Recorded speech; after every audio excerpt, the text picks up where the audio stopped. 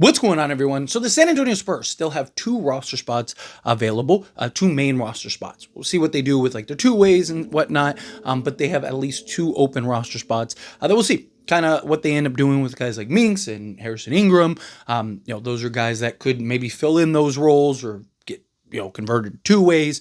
We'll see. Something that I'd like to see at least with one of those spots is, can you bring in another kind of quality veteran? Right, like they went and got, Jordan McLaughlin, solid vet, 29, that can kind of play the guard role. It's not in really either guard spot, but he's kind of more suited as a point guard. Kelly Olynyk, I think, was a great pickup and acquisition via trade, right? Gives you a versatile kind of big man that can slot in at the 4, slot in at the 5, right? Play alongside Wemby, play alongside a Luke Cornett, stretch the floor for you. Kind of just gives you a different look from what you need. Guy that can make plays in the post, do a lot of things for the Spurs. And then obviously Harrison Barnes gives them that just veteran 3-and-D wing that can slot in at either wing spot, whether it's the 3 or the 4, right? Knock down the 3 ball, help kind of grow and develop guys like Carter Bryant, Julian Champagnie. But beyond that, I'd like to, can you get another kind of quality vet? Because I really want kind of this balance of just youthfulness and veteran experience that can kind of help mentor and shape some of these guys.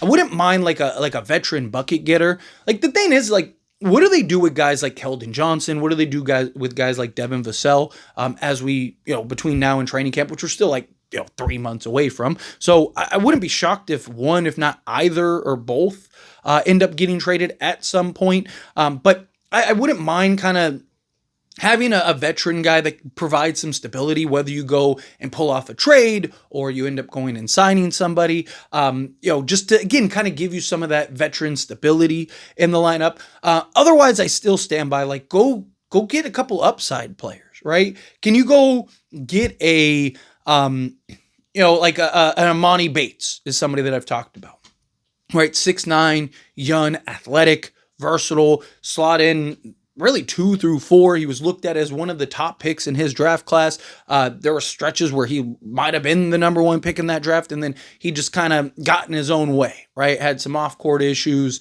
ended up having some injuries, and kind of just, I feel like, needs a spot to go, right? Cleveland, they didn't really have a use for him. Right? They're a team that's in, hey, let's win right now mode. So they're not going to have the time to grow and develop him the way that a San Antonio Spurs team would, right? He's a guy that could slot in. And I mean, you can make an argument. He might be, outside of Harrison Barnes, probably their best wing, right? Because you look at what the production he was able to do last year and just shooting the basketball and the defense and the athleticism, right? He could be a real piece for a team like the San Antonio Spurs. And maybe we're talking about a guy like Amani Bates kind of being a foundation piece. Another guy would be like a Caleb Houston, right? Kind of give you that 6'8", 22-year-old 3, knockdown shooter. So to me, again, I still stand towards like the youthful route, player that has upside, player that could have potential, that maybe could be a nice little foundation piece. Another alternative to that would be the veteran route, kind of go the veteran, or just shooting, right? Like the biggest need, the biggest like hole on this roster, in my opinion, is shooting, right? Harrison Barnes is probably your best 3-point shooter. Julian Champagnie started off lights out and then kind of, averaged out a little bit. Obviously, he can kind of continue to take strides and maybe improve and get better. Keldon Johnson can knock down the 3 ball. Devin Vassell, like I said, we'll see what happens with them. I just kind of look at kind of the main core guys, and it's like, okay, Victor Wembanyama is incredibly streaky. We'll see what he looks like in year 3, but from what we saw the last 2 seasons, he's very streaky shooting the 3 ball. De'Aaron Fox isn't and never really has been known as this like lights out 3-point shooter, right? He's a guy that can, he has his moments, but he's not a great 3-point shooter. Dylan Harper was not a great 3-point shooter in college. Right, so what does it translate to in year 1 in the NBA? Stephon Castle wasn't great shooting the 3 ball last year. Obviously, he can take strides in growth and maybe develop, but again, you kind of go down the list of guys. Carter Bryant, how good is he going to be in year 1? Jeremy Sohan, can he finally develop any type of, even pedestrian 3-point shooting game, right? Like, you just kind of go down the list of these guys, and it's like, who are your best 3-point shooters? And it's like, you only got a couple. So, to me, I wouldn't hate bringing in, like I said, like a Caleb Houston, a guy that can maybe knock down the 3 ball with some consistency. We'll see what kind of continues to happen with the buyout market, right? There's a lot of guys that are kind of continuing to be rumored, and I think more and more will get rumored. I mean, look at like the Wizards, for example, right? The Washington Wizards, they had 17 guys already, and they just signed another guy, so now they have 18. So they're gonna have to waive probably 3 or 4 guys.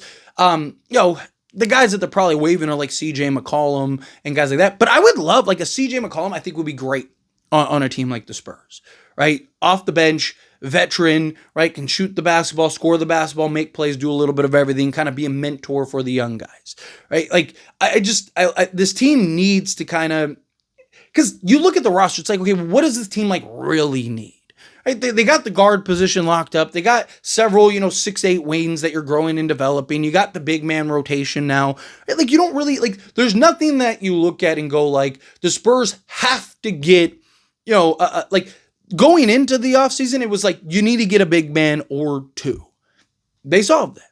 Right? They went and got Luke Cornett and then brought in a Kelly Olynyk. Right? So it's like, okay, the problem solved there. It's like, okay, what else do you need? Okay, well, you could use maybe another like wing. Like I wouldn't hate like a 6'7" guy that could slot in kind of 2 through 4 for you and on any given night, right? Like it's just there's no like glaring hole. It's just how does everyone kind of continue to progress and grow as the young players? What does Wemby look like in year 3? Can he move into the clear cut, top 5 to 7? Right? Can he, can Stephon Castle take strides in year 2? Can, Dylan Harper be the player that many people believe he will be right out the gate? Right? Can De'Aaron Fox, can he kind of come into his own and kind of develop and build that chemistry for these guys? Right? Like there's a lot of kind of question marks with this team that if it works, I mean, they could be right in the mix. They could be right in the thick of it, depending on how these things kind of play themselves out. But at the end of the day, really, it's you got to fill out the roster. So it's like, what do you really need? And I look at kind of like those main 3 options of like, go get a veteran, go get a young upside potential guy that kind of fills a hole that you need, or go get just shooting. Just go get some guys that can come in, play some spot minutes, but maybe knock down a couple threes a game. Right? A guy that's just, in the rotation, but just there, like, hey, we just need you. You're going to get like 4 threes a game. Can you knock down 1 or 2 at least 2 on average here and there and kind of average out to 40% on the season?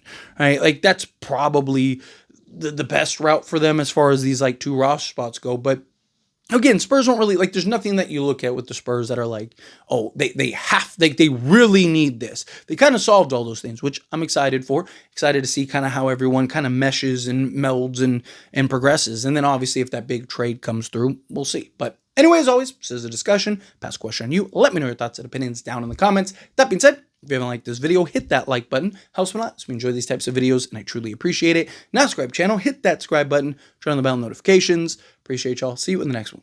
Thank you.